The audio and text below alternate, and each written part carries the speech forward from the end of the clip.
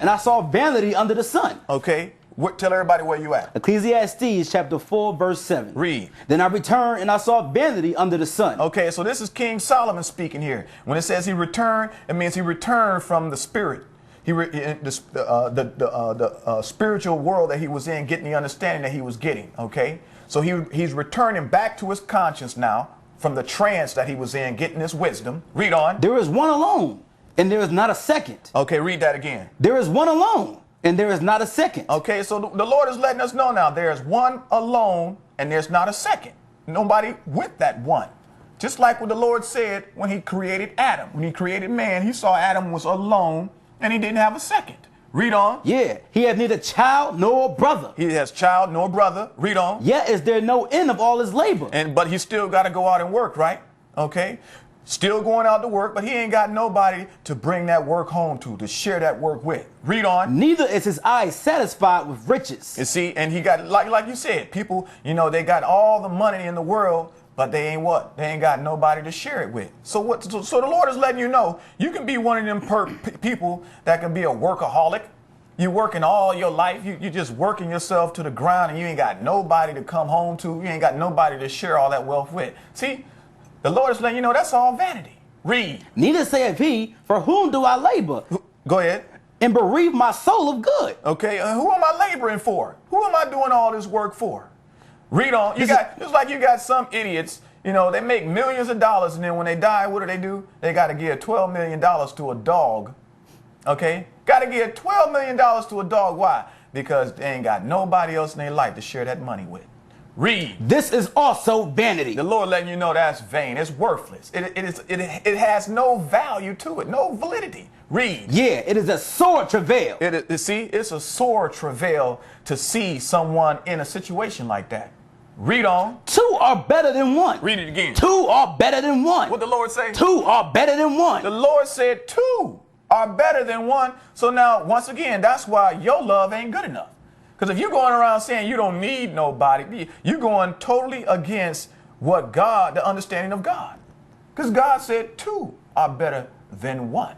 Read. Because they have a good reward for their labor. Because they have a good reward for their labor. That go for all you single parents out there, okay?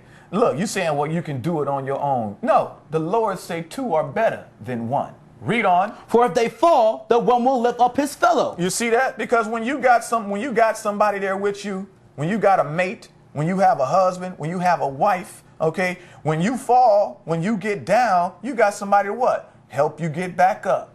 Encourage you to keep on going. Read on. But woe to him that is alone when he falls. Read it again. But woe to him that is alone. Read it again. But woe to him that is alone. Read. When he falleth. You see that? The Lord say, woe to him that are alone when they fall, because you're going to fall by yourself. You ain't going to have nobody there to help you. And that's what a lot of people find out when they out there on their own. You go out there on your own and you fall and you realize what? You ain't got nobody to help you. Get back up. Read. For he had not another to help him up. There it is right there. You ain't got nobody to help you. Read. Again, if two lie together, then they have heat. You see that? What the Lord say? Again, if two lie together, then they have heat. And you know that. For those of you who do have husbands, those of you who do have wives, when you lie down together, you got some heat. You understand? Read. But how can one be warm alone? That's what the Lord is saying. How can one person get some heat by themselves? That's right. That's right. You be in them sheets shivering. Read on.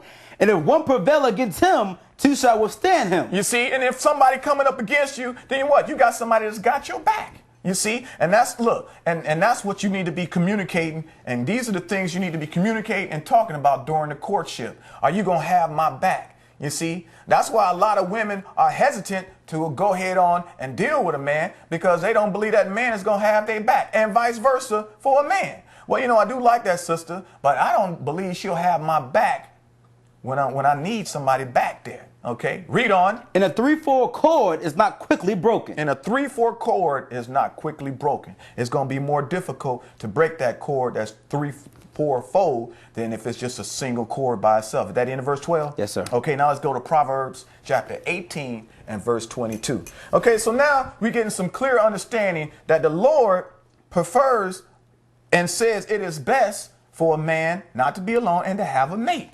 Read. Whoso findeth a wife findeth a good thing. You see, the Lord said, if you find a wife, you find a good thing. Did he say a good thing? See, you know that's a black man talking right there. Read that again, brother. Whoso findeth a wife findeth a good thing. Findeth a good thing. Read. And obtaineth favor of the Lord. You see that? Now, the Lord let you know that when he gives you a husband, when he gives you a wife, when you find someone, you know, when you find that one person, you be happy.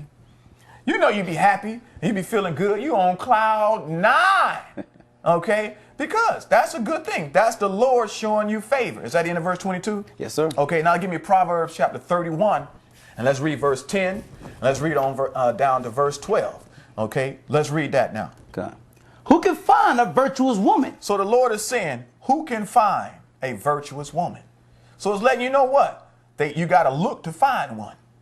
So it's letting you know what? That's where that patience has to come in. Okay? Because that's what you want to find. A virtuous woman. So when you're in a courtship, that's the time, brothers, that's the time you need to be finding out, do you have a virtuous woman? The choice that you made, is it a virtuous choice? Okay? And how you going to find that out? Because in the Israelite Church of God, Jesus Christ, we have courtship rules in the church. 6 months to a year. Because in 6 months to a year, you're going to get to know that person. That's why we have that order. And the Lord is saying you need to what? Take time out to get to know somebody. See, a lot of people, you get too easy. You're too easy in courtships, or you're too easy when it comes to finding a mate. When you think you done found Mr. Right, and then 6 months later you find out he Mr. Wrong.